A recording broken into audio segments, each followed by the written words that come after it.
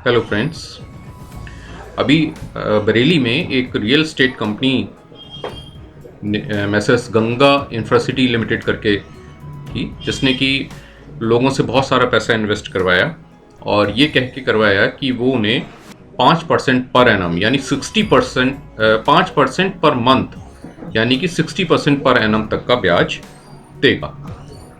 लोगों ने बहुत पैसा उसमें इन्वेस्ट किया और सुनने में ये आता है कि करीब 500 करोड़ रुपया उसने बरेली में इकट्ठा किया और उसके बाद वो पैसा नहीं दे पाए, रिटर्न नहीं दे पाए, और जिसकी वजह से लोगों ने उनके खिलाफ पुलिस में रिपोर्ट की, एफआईआर की, और वो जो है पुलिस ने उसको पकड़ लिया, अरेस्ट कर लिया। अब यहाँ पर मेरे पास जो क्लाइंट्स आ रहे हैं उनको दो समस्याओं का सामना करना पड़ रहा है। एक तो ये कि जो उसके ऊपर इनिशियल एफआईआर दर्ज हुई थी, 5-6 लोगों ने मिलके की थी, वो तो दर्ज हो गई। अब बाकी लोग जब एफआईआर कराने जाते हैं तो पुलिस उनसे ये कहती है कि भाई हम उसी एफआईआर में आपको गवाह बना लेंगे, उसी एफआईआर में क्लब हो जाएगा आपका नाम। लेकिन वो उसमें उन्होंने गवाह बनाया या नहीं बनाया, उसमें उनका नाम क्लब हुआ या नहीं हुआ, ये उन्हें नहीं मालूम। तो मेरी राय है ऐसे सारे इन्वेस्टर्स को कि जहां पुलिस मना कर दे रही है आपको आपकी एफआईआर लेने के लिए, अंदर की सिचुएशन क्या है हमें नहीं मालूम। तो इट इज़ बेटर कि हम कोर्ट में जाएं और 156(3) में एफआईआर कोर्ट के माध्यम से करवाने का प्रयास करें। कोर्ट उसमें पुलिस को से रिपोर्ट मांगेगी, पुलिस अपनी रिपोर्ट सबमिट करेगी, उसके बाद कोर्ट एक माकूल ऑर्डर करेगी। या तो वो कहेगी एफआईआर दर्ज कीजिए, या कहेगी इनका नाम उसी एफआईआर में क्लब कीजिए।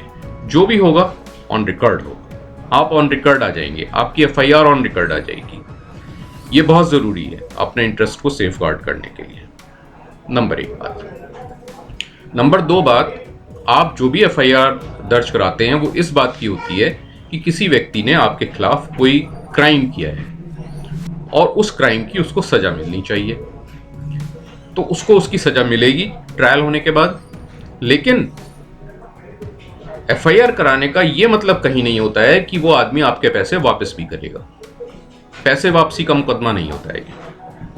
तो साइड बाय साइड आपको एक रिकवरी ऑफ मनी का सूट भी फाइल करना चाहिए।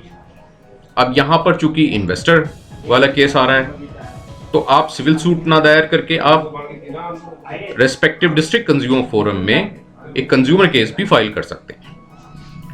सिविल कोर्ट में सूट फाइल करने पे करीब 8 से 10% of the claim amount, compensation amount जो आप मांग रहे हैं अपनी ओरिजिनल मनी प्लस इंटरेस्ट, उस पे 8 से 10% के करीब कोर्ट फीस पे करनी पड़ती है। जबकि कंज्यूमर फोरम में केस फाइल करने में मैक्सिमम 1000 रुपये या 500 रुपये की कोर्ट फीस पेएबल है। तो उससे क्या होगा कि आपका केस लाइन में लग जाएगा, और वो केस जजमेंट अगर हो गया तो कंज्यूमर फोरम के पास ये पावर भी है कि वो उसकी संपत्तियां अटैच करके उससे आपके जो क्लेम अमाउंट है उसकी वसूली करवा सके। जब भी ये फैसला होगा, जब भी ये बात आएगी, तो आपका नंबर सबसे पहले होगा पेमेंट पाने वालों में से। और कहीं ऐसा ना हो कि वो पेमेंट करते करते उसकी प्रॉपर्टी शॉर्ट पड़ जाए और आप रह जाएं। तो इसके लिए बेहतर यही है कि आप अपना रिकवरी का केस कंज्यूमर फोरम में फाइल कर दें। इसी तरह से एक दूसरे टाइप के केसेस होते हैं 138 एनआई एक्ट के केसेस। 138 एनआई एक्ट का जो केस होता है वो भी क्रिमिनल केस होता है। उसमें आदमी को पनिशमेंट होता है। कहीं भी उसमें ये बात नहीं लिखा हुआ है कि उसको वसूली भी उसी अमाउंट से हो जाएगी, उसी मुकदमे से हो जाएगी। वसूली के लिए आपको सेपरेट केस फाइल करना चाहिए। अब अगर ये कंज्यूमर डिस्प्यूट है तो कंज्यूमर फोरम में चला जाएगा, और अगर कंज्यूमर डिस्प्यूट नहीं है तो इसे आपको सिविल कोर्ट में फाइल करना पड़ेगा।